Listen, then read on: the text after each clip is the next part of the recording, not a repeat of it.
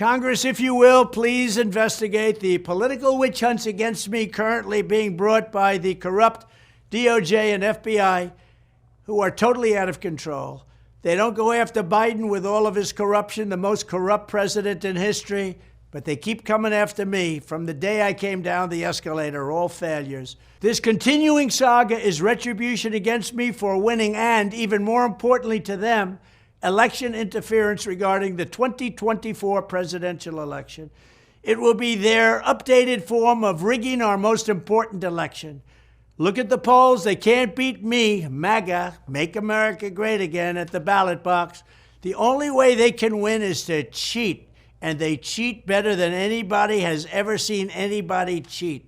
Stop them now, save our country, make America great again. Because nothing screams confidence quite like posting a video begging Congress to do something about a barrage of prosecutions that, frankly, Congress has zero ability to do anything about. But sure, Trump's in good shape as far as his defenses go.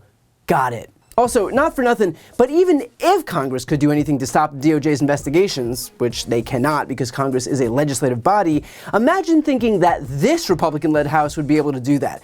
Kevin McCarthy's conference couldn't even pass its own bill protecting gas stoves. I mean, hell, Kevin McCarthy's conference barely even chose Kevin McCarthy as its leader. It took 15 different tries just to be able to do that.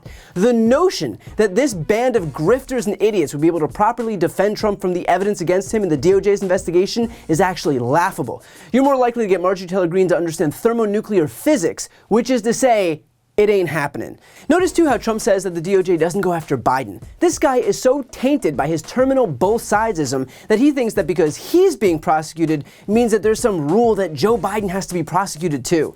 It's as if he was given an earlier bedtime and now Joe has to go to bed earlier too because fair is fair. I don't know who wants to tell Donald Trump, who is a grown-ass man, but just because one person is being prosecuted for literally committing crimes does not automatically trigger some arbitrary rule that a person in the opposing political party also has to be prosecuted. Not how it works. Trump even calls Biden the most corrupt president in history. Now, first of all, the projection is almost impressive here. Donald Trump is being prosecuted for stealing classified documents by the DOJ. He's being prosecuted for trying to overturn the 2020 election and inciting an insurrection at the U.S. Capitol by the DOJ. He's being prosecuted for pressuring Georgia's Secretary of State Brad Raffensperger to find 11,780 non-existent votes. He's being prosecuted for fraud by the New York Attorney General. He's being tried for a second defamation lawsuit against his abuse victim, E. Jean Carroll, and yet he has the audacity to claim that Joe Biden is the most corrupt president in history? Here's a question. How? For what? Republicans haven't found a single reason to prosecute or even investigate Joe Biden, and yet they're all so committed to the bit that here they are pretending that he's done anything wrong, to say nothing of this claim that he's the most corrupt president in history. If they were capable of shame, they might actually feel some. Trump then goes on to suggest that there's election interference, only it's against him.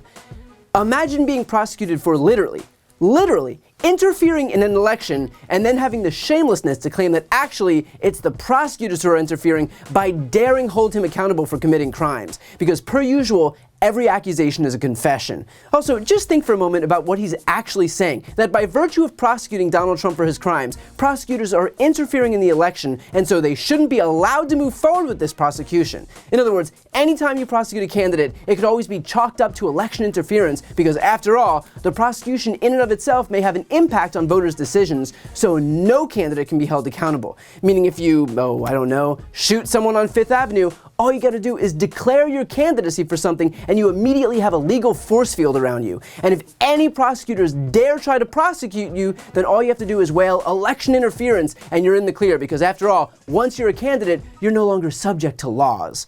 Notice too how Trump says that the Democrats and their lackeys in the DOJ have no choice but to cheat because they can't beat Trump. Here's the thing, the Democrats don't need the DOJ to beat Trump. Honestly, the only thing the Democrats need to win is Donald Trump himself. Since Trump became president, the Democrats have overperformed in literally every election cycle. In 2018, Democrats won the House by the biggest midterm margin in history. In 2020, Joe Biden beat Trump himself by 7 million votes, held the House, and flipped the Senate. And in 2022, a year that history promised would be a red wave cycle for Republicans, Democrats still retained the Senate and only lost the House by a narrow 5-seat margin. And to get even more specific, in this past cycle, every single Secretary of State and gubernatorial candidate running in a swing state on Trump's America First agenda lost. Every single one. So I get that Trump is trying to project strength by pretending that he's unbeatable, but that would hold just a little more weight if he hadn't spent the last 6 years losing. Here's the thing. You don't beg Congress to help you if you're operating from a position of strength. The fact that Trump needed to tape a video of himself pleading for Congress to save him is all the proof you need that Trump is not only going down, but he knows he's going down. If he had any faith in his lawyers, he'd let them do their job. The fact that he's appealing to Congress isn't exactly the ringing endorsement of them that you would expect. And by the way, if you're wondering why Trump's attorneys aren't inspiring much confidence, this latest appearance on air might explain why. In Fulton County, you've got the potential for a racketeering charge. That's not something people typically think about in the political lens. Do you think that a racketeering charge will be brought, and how would you even expect an indictment like that to be alleged?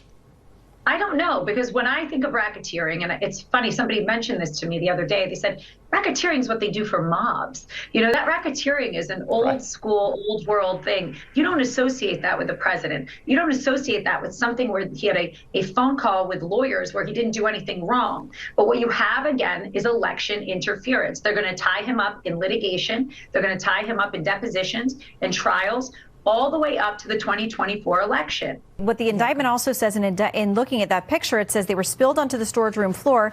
They say in the indictment includes documents related secrets relative to USA Five Eyes, which denoted the information in that document was releasable only to Five Eyes intelligence that consists of Australia, Canada, New Zealand, US, and the UK. They say that's in part of those documents that have spilled out. Well, first of all, I've never seen anything spilled out. I don't know if anybody's been to any of Donald Trump's clubs or residences, but he doesn't operate that way. So that may have been the way it was when they came. I don't know. I don't know when that picture was taken. I also don't know what was in the boxes before and after. There's a lot of questions here. What I can tell you is he has every right to have classified documents that he declassifies under the Presidential Records Act. So, yes, they're making it sound like a five-alarm fire. It's not. It's a very simple thing that everybody, and we've seen numerous people, able to take it. And frankly, he was the only one that could take classified documents that he declassified under the Presidential Records Act. People forget that. And look, I'm not saying that Alina Habba is a bad attorney, but I am saying that if you had a reputation for not paying your lawyers, this is probably who you'd end up with. So let's be perfectly clear. While things are already bad for Donald Trump, they're about to get a lot worse. And that is so apparent that even Trump himself, who has made a career out of elevating himself, is resorting to desperate taped video pleas for Kevin McCarthy and Marjorie Taylor Greene to save him. Will they be able to? Not a chance. But I gotta say, it sure is fun watching the panic set in. Before you go, I need some help. Please subscribe to the channel and do your part to help grow the progressive media ecosystem. I don't do sponsorships or paid ads, I won't ask for money, but just subscribing to this channel goes a really long way, and it helps get the message out to more people. The subscribe button is right here on the screen. You can also subscribe to my Spanish language channel, which I made to reach those crucial Spanish-speaking voters. That link is on the screen too. And finally, if you want to listen to my audio podcast, you can follow that link as well. Thanks so much for watching.